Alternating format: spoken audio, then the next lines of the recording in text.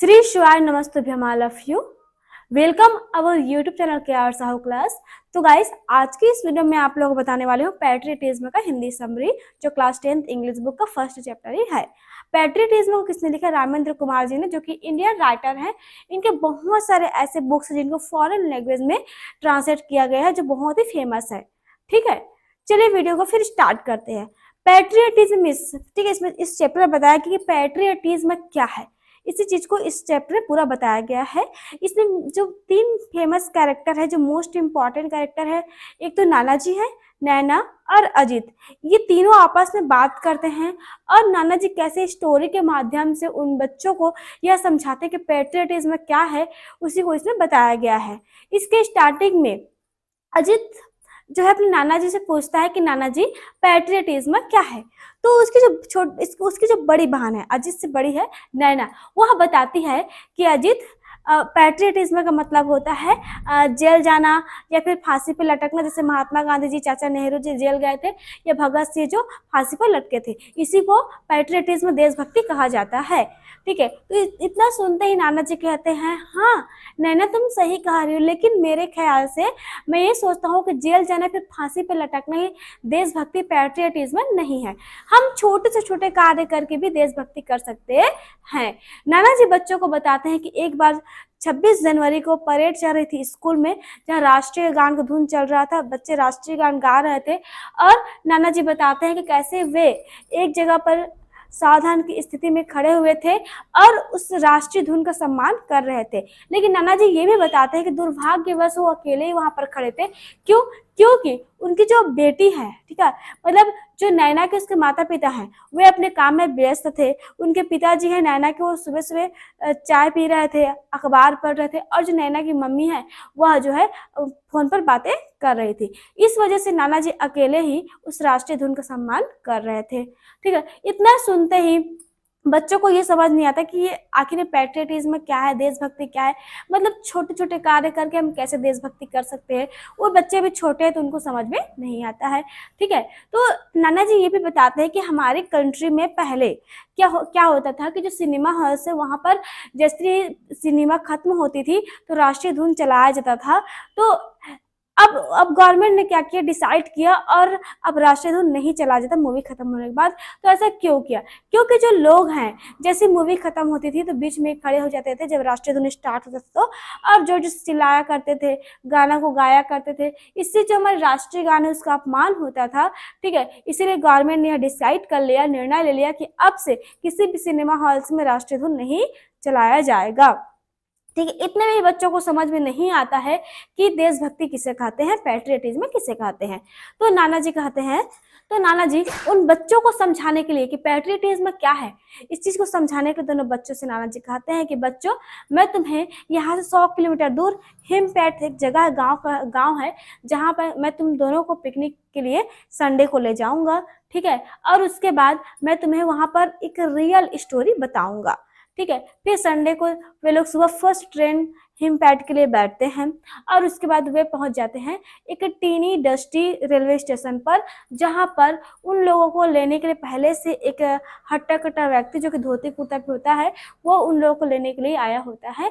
बच्चे लोग देखते हैं कि नाना जैसे स्टेशन पर उतरते हैं ट्रेन से, तो वो जो आदमी है उनके पास आकर हाथ जोड़कर खड़ा होता है और इनको सम्मान देता है, और अपने साथ फिर वे जो है इन तीनों को बैलगाड़ी पे बैठा करके, बैलगाड़ी लुढ़कते हुए उस गांव में लेकर के वे जाते हैं। जब वहां पहुंचते हैं, ठीक है, तो क्या देखते हैं कि उस गांव में पहले से ही काफी सारे लोग वहां पर होते हैं, नाना जी के आने के इंतजार कर रहे होते हैं। पर इन बच्चों को बिल्कुल भी समझ में नहीं आ रहा होता कि आखिर में ये जो गांव वाले हमें पहले से कैसे जानते हैं।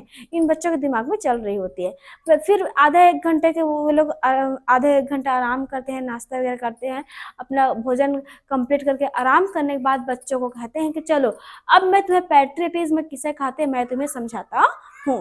फिर उनको एक ब्लू बोर्ड की ओर देखते हुए, मतलब जिस पेड़ के नीचे वो लोग बैठे होते हैं उसके पीछे साइड एक बिल्डिंग होता है।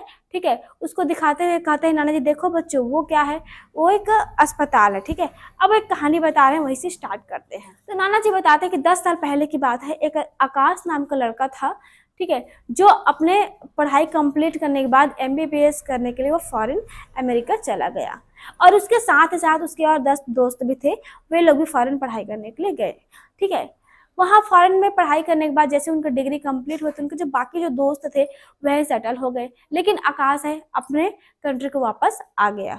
जबकि जो आकाश के पिताजी हैं उसको बिल्कुल भी पसंद नहीं था कि वे अपने कंट्री को आए। क्यों? क्योंकि वो एक ऐसे इंसान थे जो अपने आस पड़ोस के लोग उनको बताया करते थे कि कैसे उसका बेटा फॉरेन पढ़ाई करने के लिए गया हुआ है, और जब उसका डिग्री कंप्लीट हो जाएगा तो हमें भी वहाँ पर बुला लेगा, जब वो अच्छा पैसा कमाने लगेगा। तो ये उसके पिताजी का सपना था, क्योंकि उसका मानना था कि उसका बेटा जो है जब अमेरिका में पढ़ाई कर रहा है तो आगे के जो उनका जीवन है ना वो बहुत ही अच्छा रहेगा।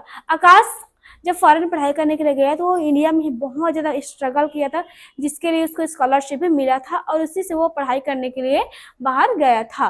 ठीक है, जब आकाश पढ़ा डिग्री कंप्लीट हो जाता है और वो इंडिया आता है तो उसके पिताजी बहुत दुखी हो जाते हैं। इसीलिए जो आकाश है जैसे उसका डिग्री कंप्लीट होता है फिर वो शहर के किसी गवर्नमेंट हॉस्पिटल में आ जाता है, ज्वाइन कर लेता है, और वहाँ आ करके वो लोगों की सेवा करने लगता है, और अपने पिताजी को नहीं बताता कि वो आ गया है। कुछ टाइम बाद वो लेटर लिखता है कि मैं पिताजी मैं किसी अस्पताल को ज्वाइन कर चुका हूँ और यहाँ मैं लोगों की सेवा कर रहा हूँ, लेकिन वो एग्जैक्ट ये नहीं बताता कि उसका कौन सा प्लेस है, कौन सी जगह पर उसका पोस्टिंग है, नहीं बताता।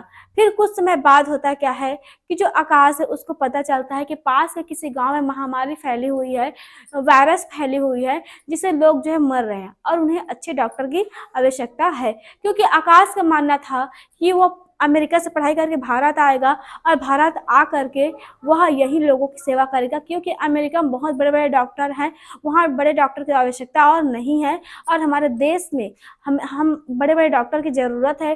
क्योंकि मेरा मानना है कि मेरे जो पढ़ाई के लिए इस भारत देश ने हजारों रुपए खर्च किए तो मुझे उसे रिपे करना है। यही सोच करके आकाश जो है अपने देश को आ जाता है। जैसे ही उसे पता चलता है कि वायरस फैल रही है तो वो उस गांव में अपने अपने सामान पैक करता है और चला जाता है वायरस का इलाज करने के लिए। ठीक है, अब वहां पर जाकर वो लोगों को इलाज करने लगता है, लेकिन अपने पेरेंट्स को बिल्कुल भी नहीं बताता कि वो वायरस जो फैल रही है जिस गाँव में फैली हुई है वहीं जाकर के वो इलाज कर रहा है। ठीक है ना। फिर कुछ टाइम के बाद होता क्या है, नाना जी बताते हैं कि उन उन लोगों के इलाज करते करते आकाश भी संक्रमित हो जाता है और उसे अस्पताल में एडमिट होना पड़ जाता है। तभी नाना जी को जो आकाश के पिताजी हैं, नाना जी बताते हैं आकाश के पिताजी उनको पोस्ट मिलता है, उनको कॉल आता है और कहते हैं कि जो आकाश है उसको वायरस से प्रभावित हो चुका है और बहुत गंभीर अवस्था में अस्पताल में एडमिट है। तब उसकी आकाश की माताजी और उनके पिताजी दोनों ही दौड़ते हुए अस्पताल पहुंचते हैं, और वहां जाकर के जो आकाश की माँ है वो सुबह सुबह कर रोने लगती है। उसके मुंह से कुछ भी आवाज निकल ही नहीं रहा है। ठीक है, निकलता ही नहीं है। और जो यहाँ आकाश के पिताजी हैं वो कहते हैं कि बेटा तुमने अपना क्या हाल कर लिया है, तुम अपने बारे में नहीं तो कम से कम अपने बेचारी माँ के बारे में, हमारे बारे में, तुम्हारे बहन के बारे में सोचते कि आखिर तुम्हें ऐसे करने की क्या जरूरत पड़ी थी। ठीक है, तो जो आकाश है उसको अभी भी यही ध्यान था कि मुझे बहुत तकलीफ हो रहा है पिताजी, मैं बेड पर लेटा हुआ हूँ एक डॉक्टर होकर के, और वहाँ पेशेंट जो मर रहे हैं बीमारी से, महामारी से, वो बस वही चीज़ बोलते रहते हैं। लेकिन कुछ दिनों के बाद अपने माँ के ठीक है वो बाहों में होता है और वो दम तोड़ देता है। ठीक है, जैसे उसका डेथ होता है तो जो गांव वाले होते हैं वे लोग इकट्ठा होते हैं, चंदा इकट्ठा करते हैं, कलेक्टर से बात करते हैं, और आकाश के याद में अपने गांव में वे आकाश मेमोरियल हॉस्पिटल बनवाते हैं जिसका नाम उनके नाम पर होता है। ठीक है, इस तरह से पूरे गांव वाले आभार व्यक्त करते हैं। नाना जी नैना और अजित को इसी चीज को बता रहे हैं कि कैसे आकाश के जाने के बाद उसके पिताजी या फिर उसकी माँ और उसकी फैमिली को उसने ये सिखा दिया कि पैट्रियटिज्म क्या है, देशभक्ति क्या है। ठीक है, तो जो नाना जी हैं बच्चों को उस ब्लू बोर्ड के पास लेकर जाते हैं जिसमें लिखा होता है आकाश राय मेमोरियल हॉस्पिटल करके लिखा होता है, और नैना को नाना जी कहते हैं कि इसको पढ़ो, इसमें क्या लिखा है। तो नैना पढ़ती है आकाश राय और अपने नाना जी की ओर मुड़ करके देखती है। तब वो उसको समझ में आता है कि नाना जी हमारा भी तो सरनेम राय है, आपका भी तो। कैसे? तो नाना जी बताते हैं कि हाँ बेटा, मैं अभी तक जिसका कहानी आप लोगों को बता रहा था वो मेरा बेटा ही है आकाश राय, जो जाते जाते मुझे असली में पैट्रियटिज्म क्या है इसको बता गया।